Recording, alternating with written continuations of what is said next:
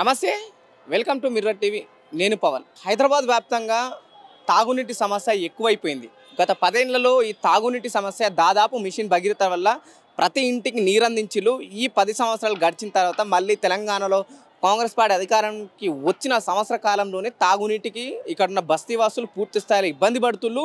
ఒకవైపు ట్యాంకర్లకు ఆ గిరాకీ అనేది మళ్ళీ మొదలైంది. గతంలో మనం చూసినాం, ఇక్కడ కూడా నీళ్ళ ట్యాంకర్లు కనిపించలేదు తాగుదామంటే. ఎందుకంటే దాదాపు మిషన్ భగీరథ వల్ల ఇంటింటి నల్ల ఏదైతే ఆ విధానం వల్ల పూర్తిగా నీరు చేరవేర్చిన వాళ్ళు ఆ విధానాన్ని ఎందుకు కొనసాగిస్తలేరు? గత ప్రభుత్వం తీసుకున్న విధి విధానాలని వీళ్ళు ఏమైనా తప్పుపడుతున్నా, వాళ్ళు తీసుకున్న నిర్ణయాలు ఎందుకు ఆపేయాల్సి వస్తుందనే విషయాలు మనం మాట్లాడే ప్రయత్నం చేద్దాం. మనతో పాటు బీఆర్ఎస్ స్పోక్స్ పర్సన్ నరేష్ రావు గారు ఉన్నారు.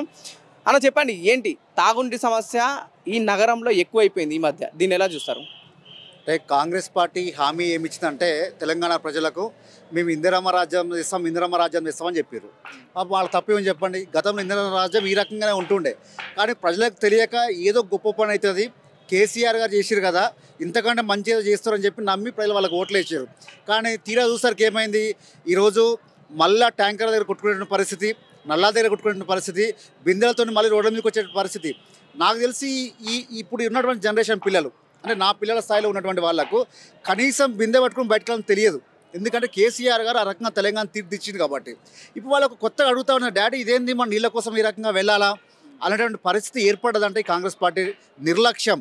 అంటే గత పాలన ఇస్తా అని చెప్పి వారు మాట్లాడిన తీరైతే ఉందో అది ఏ రకంగా నీళ్ళ విషయంలో కానివ్వండి, అంతెందుకు రైతుల ఎరువుల విషయంలో కానివ్వండి, ఈ 10 సంవత్సరాల కేసీఆర్ కాలంలో ఏ ఒక్క రోజైనా సరే రైతు రోడ్డు మీద నిలబడి చెప్పులు పెట్టుకొని ఎండల సైతం నిలబడే సందర్భాలు ఉన్నాయా? లేవు. కానీ అది ఇప్పుడు వచ్చింది. అంటే ఈ నిర్లక్ష్య కాంగ్రెస్ పార్టీ పాలనలో మళ్ళీ తెలంగాణ వెనక్కిపోతూ ఉంది. ఈ వెనక్కిపోయినటువంటి తెలంగాణని మళ్ళీ ఒక రూపు తీసుకురావాలంటే మళ్ళీ కొన్ని దశాబ్దాల కాలం పట్టే అవకాశం ఉంది. కాబట్టి ప్రజలంతా అర్థమైంది, ప్రజలంతా ఏకమయ్యారు, మళ్ళీ ముఖ్యమంత్రి కేసీఆర్ గారు కావాలని చెప్పి నినాదాలు చేస్తూ ఉన్నారు. అంటే మీరు కూడా ఈ హైదరాబాద్ పరిధిలో ఉన్నారు, ఎల్బీ నగర్లో.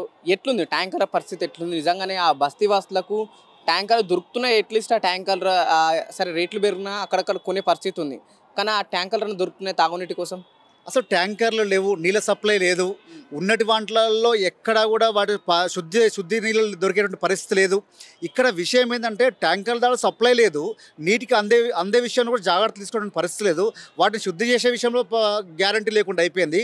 కాబట్టి ఈరోజు ప్రజలందరూ కూడా ఎక్కడ చూసినా కూడా ఏమవుతుంది ఇక్కడ తెలంగాణ రాష్ట్రంలో, ఏమవుతుంది ఈ హైదరాబాద్ మహానగరానికి, గతంలో ఎక్కడ కూడా నీటి లభ్యత విషయంలో కానివ్వండి, లేదా విద్యుత్ కొరత విషయంలో కానివ్వండి ఎక్కడ ఇబ్బంది లేకపోయి ఉంటుండే.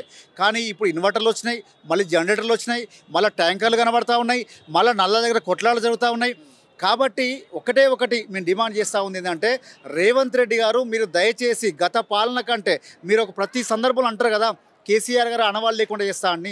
ఆనవాళ్ళు లేకుండా చేయడం అంటే మళ్ళీ పాతకాలం తీసుకురావడం కాదు. రేవంత్ రెడ్డి గారు దయచేసి ఇట్లా కాకుండా ప్రజలకు అవసరమయ్యే విధంగా ప్రజల సంక్షేమ దిశగా మాట్లాడితే బాగుంటుందని చెప్పి మేము డిమాండ్ చేస్తూ ఉన్నాం. అంటే ఎందుకు నగరంలో నీటి ఎద్దడి ఎక్కువ కనిపిస్తుంది? ఇదంతా మార్చి మొదటి వారమే నడుస్తుంది, ఏప్రిల్ ఉంది, తర్వాత మే ఉంది. పూర్తిగా దాదాపు 40 డిగ్రీలు ఎండ కొట్టే పరిస్థితి ముందు కనిపిస్తుంది. ఇప్పుడు ఏ విధంగా ఉంటే వచ్చే 2 నెలల్లో తెలంగాణ పరిస్థితి ఏంటిది అంటారు? రేవంత్ రెడ్డి గారికి ప్రణాళిక లేవు. వారికి తెలిసిందెలా దోచుకోవడం, దాచుకోవడం తప్ప, వాళ్ళకి పంపించడం తప్ప ఎక్కడా లేదు. మొన్న మా నాయకుడు చెప్పారు, నిధులేమో ఢిల్లీకి తరలి వెళ్తూ ఉన్నాయి, నీళ్ళేమో పాతాళానికి దిగుతూ ఉన్నాయి. మరి ఈ పరిస్థితిలో ప్రణాళికలు అయినటువంటి ముఖ్యమంత్రి గారు ఏం చేస్తూ ఉన్నారు, దీని మీద ఎక్కడ సమీక్షలు చేస్తూ ఉన్నారు? వారు సమీక్షలు చేసేదల్లా ఆ పార్టీ నాయకుల మీద ఏ రకంగా చేయాలి, ఈ పార్టీ లేకుండా ఏ రకంగా చేయాలి సమీక్షలు చేస్తూ ఉన్నారు తప్ప నిజంగా సమీక్షలు ఆ గురుకులాల మీదనో, నీళ్ళ మీదనో, నీటి ఎద్దడి మీదనో, ఈరోజు సమ్మర్లో వస్తే నీటి ఎద్దడి మీద సమీక్షలు లేవు. గతంలో వర్షాకాలంలో వైరల్ ఫీవర్స్ వస్తే వాటి మీద సమీక్షలు లేవు. కొన్ని వందల మంది ప్రాణాలు పోయడం గతంలో మనం చూసాం. ఇరిగేషన్ మంత్రి ఏం చేస్తున్నాడు? ఇప్పుడు ఇరిగేషన్ మంత్రి ఏం చేస్తూ ఉన్నాడు, ఉత్తమ్ కుమార్ రెడ్డి గారు ఏం మాట్లాడుతూ ఉన్నారో వారికి అర్థం కావట్లేదు. ఇదే కోమరెడ్డి వెంకరెడ్డి గారు మొన్న ఎస్ఎల్బిసి జరిగిన ప్రమాదంలో ఏం మాట్లాడారు, వాటర్ నీళ్ళు కలిసినాయి కాబట్టి ఒక ప్రమాదం అని మాట్లాడుతున్నారు.